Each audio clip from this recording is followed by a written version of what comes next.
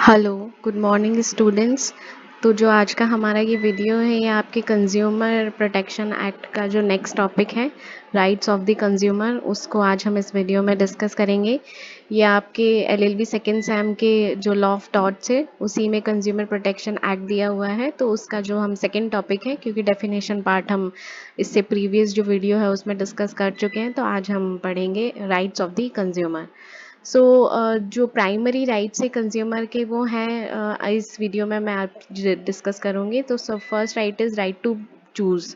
Right to choose का मतलब होता है कि कंज्यूमर के पास ये राइट है कि वो बहुत सारे जो प्रोडक्ट्स अवेलेबल होते हैं तो अपनी रिक्वायरमेंट्स के अकॉर्डिंग, अपने प्राइस जो उसको देना है उसके अकॉर्डिंग वो अपना जो भी प्रोडक्ट उसको लेना है या सर्विसेज उसको लेनी है, तो उस प्रोडक्ट और सर्विसेज को वो चूज़ कर सकता है अपनी इच्छा से।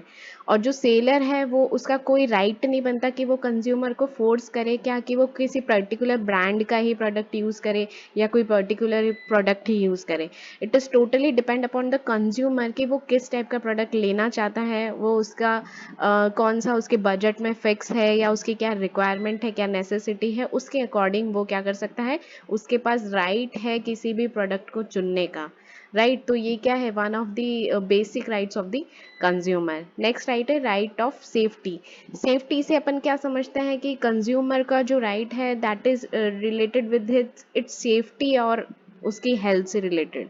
राइट, कंज्यूम कितनी बार ऐसे होता है कि जो प्रोडक्शन हाउसेज हैं वो ऐसे केमिकल्स यूज़ कर लेते हैं प्रोडक्ट में जो कि hazardous towards the life and property of the consumer होते हैं। तो वो कंज्यूमर का जो one of the essential rights है वो क्या है, right to have a safety. जो प्रोडक्ट वो खरीद रहा है उसमें क्या होना चाहिए, सेफ्टी मेजर्स होने चाहिए। यानी कि अगर वो प्रोडक्ट खरीदता है और उसको लगता है कि उसका प्रोडक्ट उसके लिए सेफ नहीं है, तो वो कंज्यूमर प्रोटेक्शन एक्ट के अंदर कंज्यूमर फोरम में जाके क्या कर सकता है, उसकी कंप्लेन कर सकता है। क्योंकि this is one of the very basic right कि जो भी वो प्रोडक्ट खरीदे, जो भी सर्विसेज वो अवेल करे, वो कैसी होनी चाहिए, सेफ होनी चाहिए। रिलेटेड टू जो हैजार्डस मेजर्स हैं वो उनको मतलब उसको हैजार्डस नहीं होना चाहिए। वो कुल मिला के उसकी जो रिक्वायरमेंट्स है उसके अकॉर्डिंग वो सेफ होना चाहिए towards it's life, towards it's property. Right, और बहुत सारे ऐसे इसका वन ऑफ द मतलब एग्जाम्पल अपन कह सकते हैं कि जैसे अगर अपन कोई फूड प्रोडक्ट खरीद रहे हैं तो वो फूड प्रोडक्ट जो है, जो फूड कॉरपोरेशन ऑफ इंडिया बनी हुई है उसके अकॉर्डिंग वो क्लियर होने चाहिए। उसके जो मेजर्स वहाँ पे दिए गए हैं वो फुलफिल करते हुए ही वो प्रोडक्ट हमें मिलना चाहिए।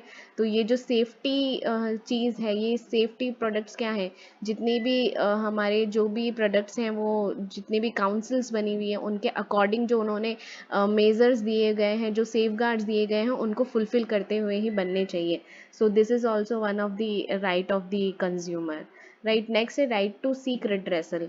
रिड्रेसल का मतलब है कि अगर कंज्यूमर किसी प्रोडक्ट से खुश नहीं है या सेटिस्फाइड नहीं है या उसको लग रहा है कि ये अकॉर्डिंग टू जितना उसने पैसा दिया है उसके अकॉर्डिंग अगर उसको प्रोडक्ट नहीं मिल रहा है, तो वो क्या कर सकता है, उस पर्टिकुलर चीज़ का, उस पर्टिकुलर प्रोडक्ट के ऊपर वो कंज्यूमर फोरम में जाके केस फाइल कर सकता है। और उस केस फाइल करने के बाद उसको क्या मिलेगा, या तो वो कॉम्पनसेशन क्लेम कर सकता है जो भी उसका हैरेसमेंट हुआ है उसके लिए, या फिर वो रिप्लेस करा सकता है अपने गुड को, जो उसने गुड्स लिए हैं उसको क्या करेगा, चेंज करवा लेगा।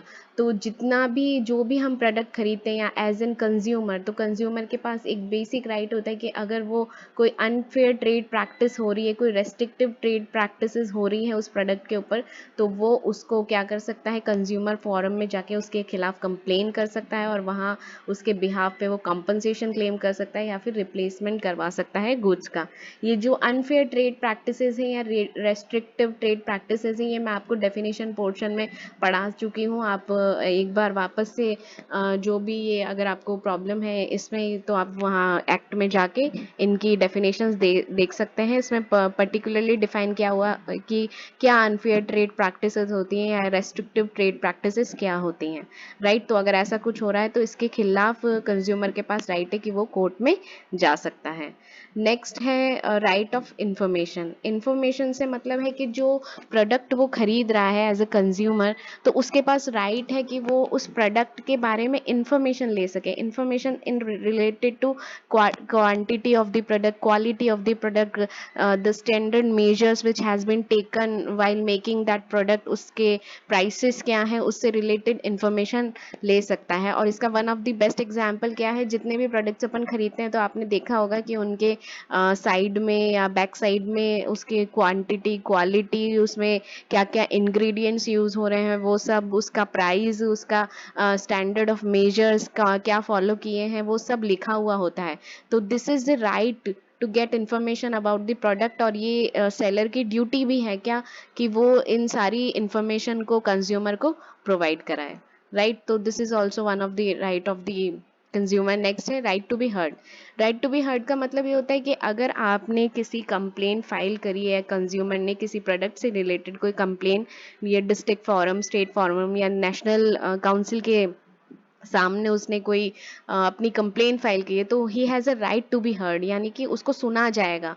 उसको सुनने से मतलब ये है कि उसको पूछा जाएगा कि आपको बेसिकली क्या प्रॉब्लम है, उस प्रॉब्लम से रिलेटेड फिर उसको सोल्यूशन, जस्टिस प्रोवाइड किया जाएगा। और ये राइट जो है ये कंपनीज को भी मतलब ऐसे गाइड किया गया है अकॉर्डिंग टू दिस एक्ट कि वो भी अपने जो भी उनकी कंपनी है उनमें क्या एक कंप्लेंट सेल बनाए। वो सेल इसलिए बनाए, ये ज़रूरी है ताकि अगर कस्टमर को कोई प्रॉब्लम है तो वो कस्टमर पहले तो उस कंप्लेंट सेल में जाके अपनी कंप्लेन को फाइल कर, अगर वहाँ से उसको कुछ सॉल्यूशन नहीं मिल रहा है तो वो डिस्ट्रिक्ट फोरम, जो कंज्यूमर फोरम्स बनी हुई है डिस्ट्रिक्ट, स्टेट, नेशनल लेवल पे, वहाँ जाके उसकी कंप्लेन फाइल कर सकेगा।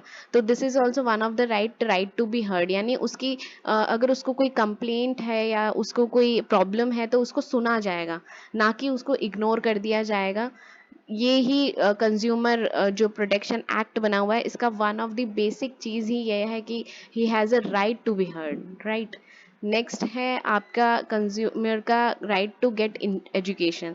एजुकेशन से मतलब है जो जितने भी कंज्यूमर लॉ बने हुए हैं, तो ये एक कंज्यूमर का राइट भी है कि वो अवेयर हो उन राइट से जो कि रिलेट करता है उसके उसके खुद के बेनिफिट्स के लिए।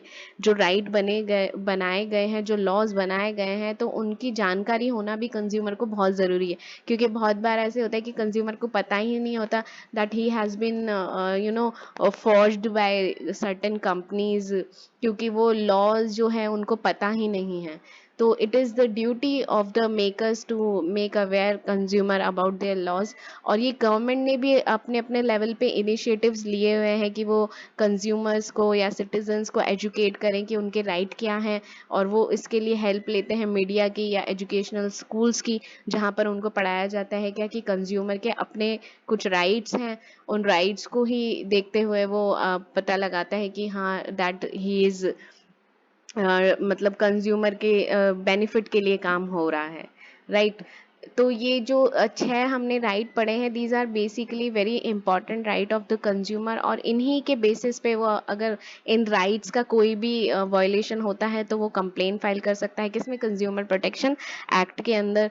तो आज हमने राइट्स को डिस्कस किया है। नेक्स्ट क्लास में हम इसके कंज्यूमर फोरम्स जो हैं, इनकी काउंसिल्स जो बनी हुई है, उसको डिस्कस करेंगे। Alright, thank you students.